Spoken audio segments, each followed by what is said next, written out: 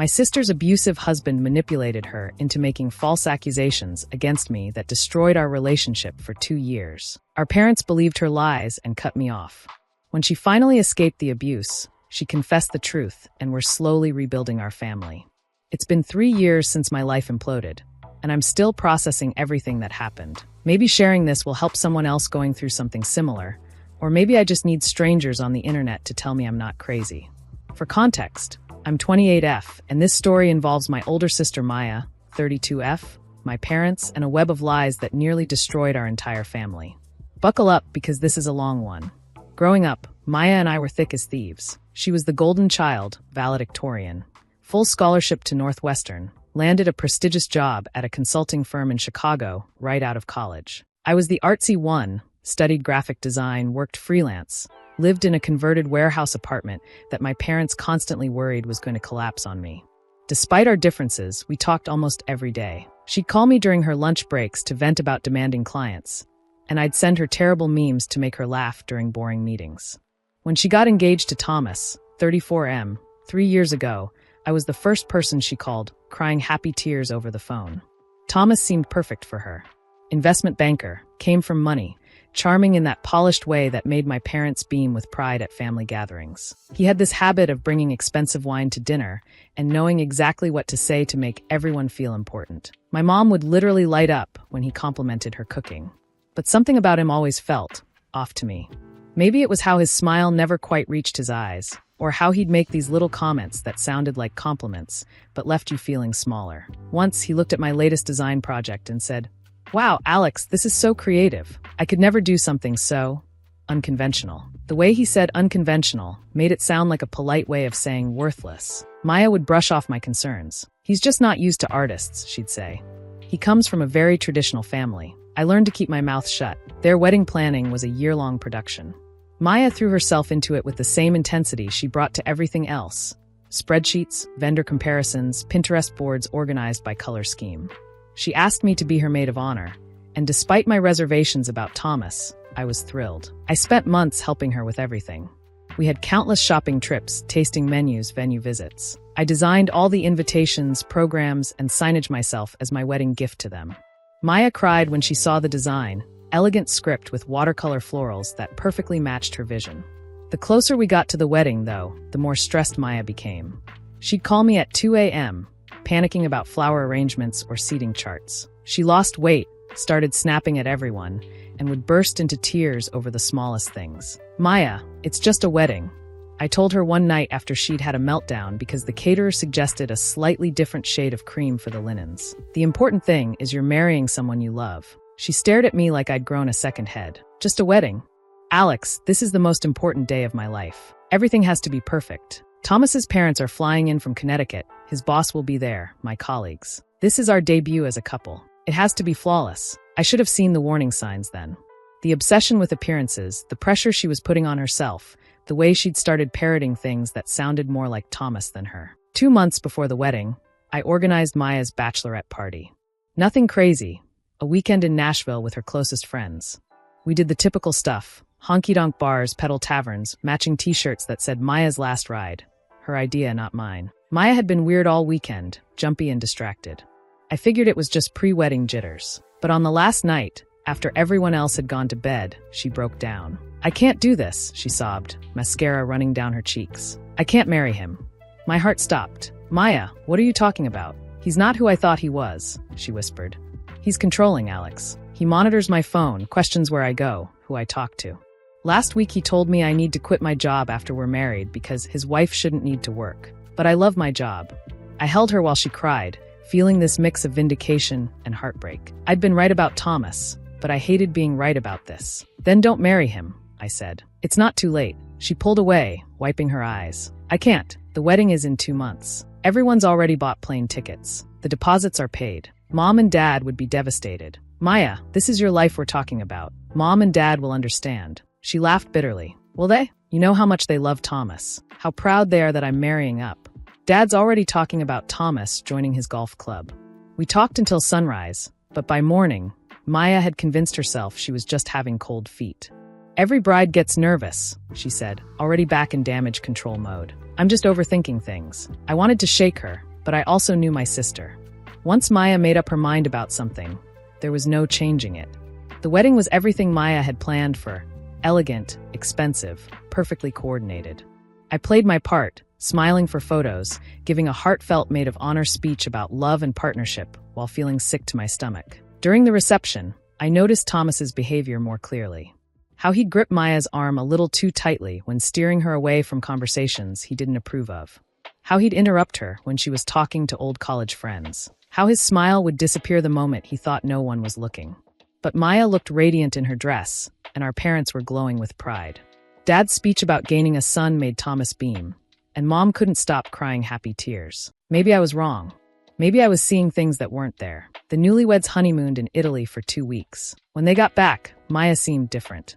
Quieter. She'd always been driven and organized, but now there was something almost robotic about how she moved through life. Our daily phone calls became weekly, then sporadic. "I'm just busy settling into married life," she'd say when I'd express concern. "Thomas thinks it's important that I focus on being a good wife." The words sounded so unlike her that it made my chest ache. 8 months into their marriage, Maya called with news. She was pregnant. "That's wonderful," I said, trying to inject enthusiasm into my voice while my heart sank. A baby would make it so much harder for her to leave if things got worse. "Thomas is over the moon," she said. "He's already planning the nursery. He wants to do a whole safari theme." "What do you want?" I asked. There was a long pause. "I want whatever makes Thomas happy." That answer haunted me for weeks. Maya's pregnancy was difficult from the start. Severe morning sickness that lasted well into her second trimester. Then complications that put her on bed rest. I offered to help however I could: grocery shopping, cleaning, just keeping her company. But Thomas always had reasons why it wasn't necessary. "Thomas's mother is coming to help," Maya would say. Or, "Thomas hired a cleaning service." Or, "Thomas thinks I need to rest, not have visitors." I saw her maybe 3 times during her entire pregnancy, always with Thomas present, always for brief, carefully orchestrated visits where we talked about safe topics like baby names and nursery colors.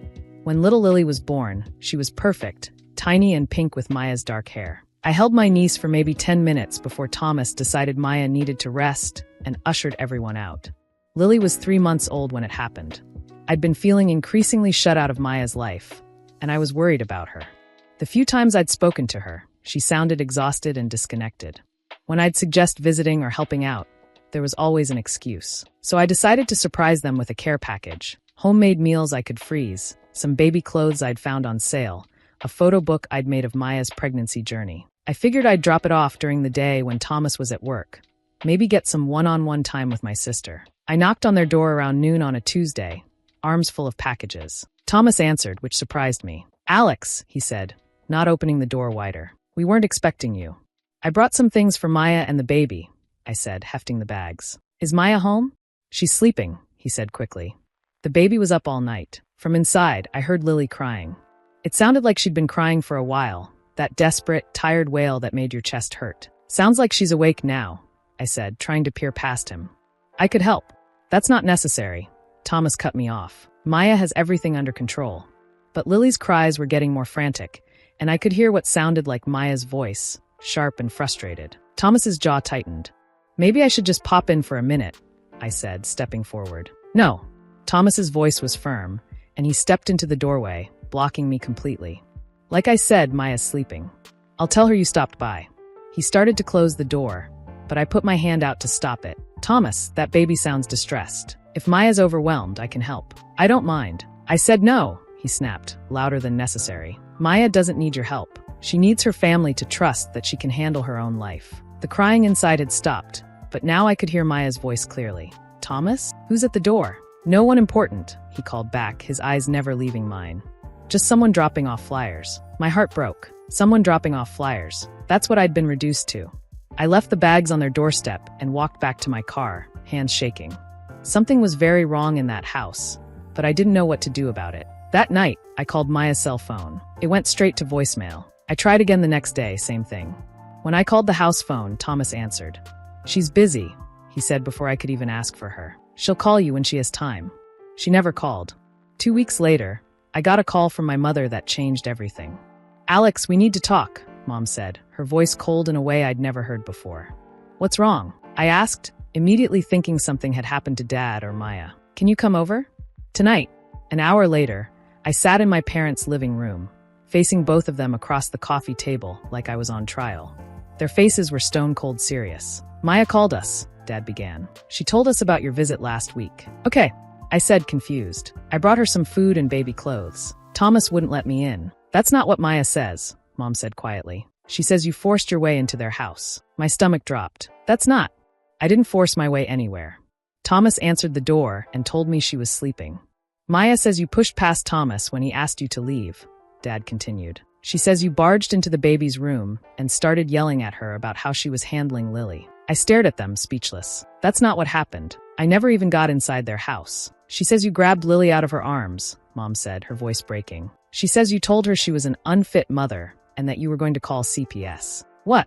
The word came out as barely a whisper. "Mom, Dad, I swear to you, none of that happened. I left food on their doorstep and went home." "Maya was crying when she called," Dad said. "She says Thomas had to physically remove you from their house. She says you threatened to take Lily away from her." The room was spinning. This couldn't be happening. Why would I do any of those things? Maya is my sister. I love her. I love Lily. "Maya says you've been jealous of her life," Mom said, tears starting to fall. "Her marriage, her baby, her success. She says you've always resented her." "That's insane," I said, standing up. "You know that's not true. You've seen how much I love her, how excited I was about Lily." "Maya says you told her that Thomas doesn't really love her," Dad interrupted. "That their marriage is a sham and she'd be better off without him."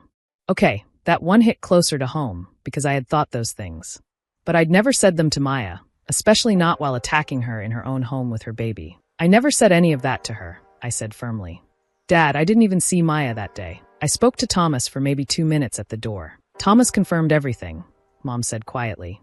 "He says he had to call the police to get you to leave." "Then where's the police report?" I demanded. "If he called the police, there would be a record." My parents exchanged a look. "Maya asked him not to press charges," Dad said. "She didn't want to put the family through that. It was a perfect story. Devastating accusations with just enough wiggle room to explain why there was no official record." I felt like I was drowning. "You have to believe me," I said, looking between them desperately. "I would never hurt Maya or Lily. You know me. You raised me. Do you really think I'm capable of what you're describing?" Mom was crying openly now. "I don't know what to think anymore." "Maya wants some space," Dad said, his voice heavy. "She doesn't want you contacting her or coming to their house. She's afraid of you, Alex. Afraid of me. My own sister was afraid of me." "For how long?" I whispered. "She doesn't know," Mom said. Maybe permanently." I left my parents' house that night feeling like my entire world had collapsed. Everything I thought I knew about my life, my family, my relationship with Maya, all of it was suddenly in question. The next few months were the darkest period of my life. My parents wouldn't take my calls. My extended family, aunts, uncles, cousins who'd heard some version of the story, treated me like a pariah at family gatherings I was no longer invited to. I threw myself into work, taking on every project I could find, staying busy enough that I didn't have time to think about what I'd lost. I moved out of my warehouse apartment, too many memories of Maya visiting, and got a sterile one-bedroom downtown. I tried reaching out to Maya through email, through mutual friends, even through her old college roommate, but the message was always the same. She didn't want contact with me. The worst part was the doubt that crept in during quiet moments. Maya had seemed so different since marrying Thomas, so unlike herself. Was it possible that the stress of new motherhood had somehow convinced her that this alternate version of events was real? Was she having some kind of breakdown? Or, and this thought made me physically sick, was there some grain of truth to her accusations? Had I been more obvious about my dislike of Thomas than I thought? Had I come across as judgmental about her life choices? Maybe my version of events wasn't as innocent as I remembered. I started seeing a therapist, Dr. Christine Chen, trying to process the trauma of losing my entire family overnight. She helped me work through the self-doubt and the grief, but there were no easy answers. "Trauma can sometimes cause people to reconstruct memories," she told me during one session. "It's possible your sister genuinely believes this version of events, even if it didn't happen the way she remembers. But why would she be traumatized by my visit if nothing happened?" I asked. "Maybe the trauma came from somewhere else," Dr. Chen said gently. That thought haunted me for months. 18 months passed. I learned to live with the hole in my life where my family used to be. I dated a little, made new friends, grew my freelance business. I even started teaching design classes at the community college, which I loved. But there wasn't a day that went by when I didn't think about Maya and Lily. I wondered if Lily was walking yet, if she had Maya's laugh, if she'd inherited the family's stubborn streak. I wondered if Maya was happy, if Thomas was treating her well, if she ever missed me. Sometimes I'd drive by their neighborhood, just hoping to catch a glimpse of them at the playground or grocery store. I never did. Then, one Tuesday evening in March, my phone rang. Unknown number. Hello. I answered hesitantly. Alex. The voice was barely a whisper, but I knew it immediately. Maya. My heart started pounding. Maya, is that you? I need help, she said, and I could hear tears in her voice. I'm so sorry. I'm so fucking sorry, Alex. I lied about everything. I met Maya at a 24-hour diner across town, the kind of place truckers and night shift workers went for coffee and pie. She looked terrible, thin, pale, with dark circles under her eyes that makeup couldn't hide. Lily was with her, sleeping in her car seat, now a beautiful toddler with chubby cheeks and Maya's dark curls. She looks just like you did at that age, I said softly, not trusting myself to say anything more substantial yet. Maya started crying. Alex, I'm so sorry. I'm so sorry for what I did to you. Tell me what happened, I said, trying to keep my voice steady. Tell me the truth. The story that came out over the next 3 hours was heartbreaking and infuriating in equal measure. Thomas's controlling behavior had escalated dramatically after Lily was born. He'd isolated Maya from all her friends, monitoring her phone calls and emails, controlling their finances so she couldn't spend money without his approval. He'd convinced her to quit her job, telling her parents it was her idea to focus on being a mother. He was so careful about it, Maya said, stirring sugar into her coffee with shaking hands. He never hit me, never left marks, but he would punish me in other ways. Silent treatments that lasted days. He'd take my phone away, tell people I was sick when they wanted to visit. He made me feel like I was going crazy. The morning I'd shown up at their house, Maya had been having a panic attack. Lily had been crying for hours, and Maya couldn't calm her down. Thomas had been working from home, and every time Lily cried, he'd make comments about how Maya was failing as a mother. When you knocked on the door, I wanted to let you in so badly, she said. I needed help. I needed my sister. But Thomas wouldn't let you in, and after you left, he was furious. Why? I asked, though I was starting to piece it together. He said you were trying to interfere in our marriage, that you'd always been jealous of what we had, and you were looking for reasons to break us up. He worked himself into this rage, saying you were going to try to turn me against him. Maya took a shaky breath. That's when he came up with the plan. Thomas had coached Maya on what to tell our parents. He'd threatened to leave her, take Lily, and make sure she never saw her daughter again if she didn't cooperate. In her isolated, exhausted, psychologically abused state, Maya had believed him. I knew it wasn't true even as I was saying it, she whispered. But I was so scared, Alex. I was scared he'd take Lily away from me. I was scared I'd lose everything. So you let me lose everything instead, I said, not able to keep the hurt out of my voice. I know, she sobbed. I know, and I've hated myself every day since. I wanted to call you so many times, but Thomas monitored everything. And as time went on, it got harder and harder to imagine how I could ever make it right. What changed? I asked. Maya's face hardened. Last week, Thomas hit Lily. My blood went cold. What? She was fussy during dinner, throwing food like toddlers do. Thomas snapped and slapped her across the face. She's 18 months old, Alex. She was just being a baby. Maya started crying harder. That's when I knew I had to get out, no matter what it cost me. I started making a plan. I gathered documents, opened a secret bank account, contacted a divorce lawyer. And I knew I had to tell you the truth, even if you never forgive me. I reached across the table and took her hand. I forgive you, I said, and meant it. I'm just glad you're safe. Both of you. Maya moved in with me temporarily while she navigated her divorce. It was awkward at first. We'd been strangers for 2 years, and there was a lot of hurt to work through. But slowly, carefully, we started rebuilding our relationship. She called our parents first, confessing everything.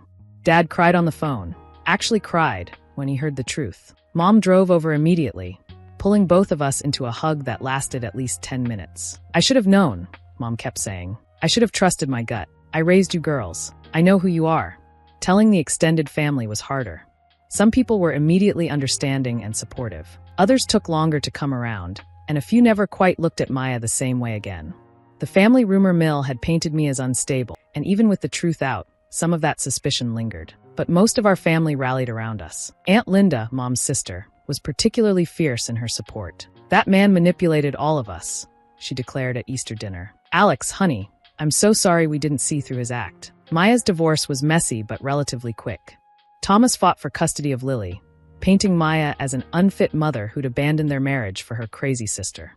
But Maya's lawyer was prepared. They had documentation of Thomas's controlling behavior, testimony from Maya's therapist about psychological abuse, and character witnesses who could speak to Thomas's manipulative patterns. In the end, Maya got primary custody with Thomas receiving supervised visitation. He moved back to Connecticut shortly after, claiming his job was relocating him. It's been 8 months since Maya and I reconnected, and our relationship is stronger than it's ever been. We've both been in therapy, individually and together, working through the trauma of those 2 lost years. Lily is thriving. She's almost 2.5 now, speaking in full sentences and displaying what can only be described as the family stubborn streak in full force. She calls me Aunt Alex and insists on helping me with my art projects, which mostly involves getting paint on everything within a 5-foot radius. Maya is slowly rebuilding her life. She's working part-time at a nonprofit, rediscovering who she is outside of Thomas's control. Some days are harder than others. Healing from psychological abuse is a long process, but she's getting stronger. We've talked extensively about what happened and why. Maya's therapist says it's not uncommon for abuse victims to turn against people who might help them escape, especially when they're isolated and being manipulated by their abuser. The fact that Thomas was able to convince her to lie about me shows how thoroughly he'd undermined her sense of reality. I kept thinking that if I was just a better wife, a better mother, he'd go back to being the person I fell in love with, Maya told me recently. It took me a long time to realize that person never really existed. I've had to work through my own trauma too. Losing my family so suddenly, being accused of something so awful, questioning my own memories and sanity, it left deep scars. Dr. Chin helped me understand that my anger was valid, even as I worked toward forgiveness. Forgiveness doesn't mean forgetting, she reminded me. And it doesn't mean what happened was okay. It means choosing not to let the anger consume you. This experience taught me several painful but important lessons. First, psychological abuse is insidious and often invisible to outsiders. Thomas never left bruises, never screamed in public, never did anything that would have raised obvious red flags. He was charming, successful, and well-respected in the community. But behind closed doors, he systematically destroyed Maya's sense of self until she could barely trust her own thoughts. Second, family systems can be manipulated just as easily as individuals. Thomas didn't just abuse Maya, he manipulated our entire family structure, using our love for her against us and turning us into unwitting accomplices in her isolation. Third, the justice system isn't always equipped to handle complex family situations involving psychological abuse. If Maya hadn't found the strength to leave on her own, if Thomas hadn't escalated to physical violence, she might still be trapped in that situation today. Finally, I learned that love sometimes means holding space for people to find their way back to you, even when they've hurt you deeply. I could have refused to see Maya when she finally reached out. I could have let my anger and hurt keep us apart. But family, real family, means fighting for each other, even when it's hard. The impact of those 2 lost years extends beyond just Maya and me. Our parents are dealing with guilt about how quickly they believed Thomas's story. Dad especially has struggled with the fact that he was so charmed by Thomas that he couldn't see what was happening to his own daughter. I wanted so badly for Maya to be happy, he told me recently. Thomas seemed like everything she deserved, successful, established, from a good family. I was so proud that she'd done well that I ignored all the signs that she was miserable. Mom has thrown herself into learning about domestic violence and psychological abuse, volunteering with a local women's shelter and educating herself about warning signs she missed with Thomas. I keep thinking about that day you came to us about Maya's accusations, she said. You looked so shocked, so hurt. But I was so focused on protecting Maya from what I thought you'd done that I couldn't see you were telling the truth. Lily, thankfully, seems largely unaffected by the upheaval. She was young enough during the worst of it that she doesn't remember much about life with Thomas. What she does remember is being surrounded by love, from Maya, from our parents, and now from me. Mama sad before. She told me matter-of-factly one day while we were coloring. Now Mama happy. Lily happy too. Out of the mouths of babes. I'd be lying if I said I don't still get angry when I think about Thomas. He stole 2 years of my relationship with Maya and Lily. He put our parents through hell. He isolated and abused Maya during what should have been the happiest time of her life. But more than anger, I feel a kind of cold clarity about what he is. A predator who identified Maya as someone he could control and systematically said about doing so. The fact that he was able to manipulate our entire family shows how practiced he was at this kind of psychological warfare. Maya occasionally gets updates about Thomas through their shared lawyer. He remarried quickly after their divorce was finalized, a woman 10 years younger who worked as his assistant. Maya worries about her but has been advised not to interfere, both for legal reasons and for her own mental health. I can't save everyone, she told me, I can barely save myself some days. That's one of the hardest parts of healing from this kind of experience, knowing that Thomas is probably doing to someone else what he did to Maya, and there's nothing we can do to stop it. These days, life feels tentatively hopeful. Maya and Lily have their own apartment now, a bright 2-bedroom place with a garden where Lily can dig in the dirt and Maya can grow the herbs she's always loved. Maya is dating again, carefully, with lots of therapy and support, but she's open to the possibility of love that doesn't hurt. She's also considering going back to school to get a degree in social work, wanting to help other women who've been through what she experienced. I've been commissioned to create a series of domestic violence awareness posters for the nonprofit where Maya works. It's strange how life comes full circle sometimes, using my art to help address the same issues that nearly destroyed our family. Lily starts preschool in the fall, and Maya's nervous but excited about having some time to focus on herself. I don't even remember who I was before Thomas, she said recently. I'm kind of excited to find out. Our family gatherings are different now. There's a heightened awareness of how fragile these relationships are, how quickly they can be damaged by lies and manipulation. But there's also a deeper appreciation for the love that brought us back together. Last month, we had a barbecue at my parents' house, the first big family gathering since everything came out. Watching Lily play with her cousins, seeing Maya laugh at Dad's terrible jokes, I felt this overwhelming gratitude for second chances. I'm sorry I didn't fight harder for you, Maya said to me quietly as we watched the chaos of kids running around the backyard. When Mom and Dad told me I had to choose between Thomas and my family, I should have chosen family. You were being abused, I reminded her. You weren't thinking clearly. Still, she said. You're my sister. I should have trusted you. You did eventually, I said. That's what matters. I'm sharing this story not for sympathy or validation, but because I think it's important for people to understand how domestic violence really works. It's not always black eyes and police reports. Sometimes it's subtle manipulation, isolation, and psychological warfare that can turn victims against the very people trying to help them. If you're reading this and seeing yourself in Maya's story, please know that it's never too late to reach out for help. If you're reading this and seeing yourself in my story, if someone you love has suddenly turned against you or started making accusations that don't make sense, consider the possibility that they might be being manipulated or controlled. And if you're reading this as someone who, like my parents, was taken in by a charming manipulator and ended up hurting someone innocent in the process, please know that forgiveness is possible. We all make mistakes. What matters is how we respond when we learn the truth. Family is complicated, messy, and sometimes heartbreaking. But it's also resilient. Love, real love, can survive almost anything if we're willing to fight for it. Maya and I lost 2 years, but we have the rest of our lives to make new memories. Lily will grow up knowing she has an aunt who loves her unconditionally and a mother who was brave enough to leave an abusive situation to protect her. That's not nothing. In fact, it's everything.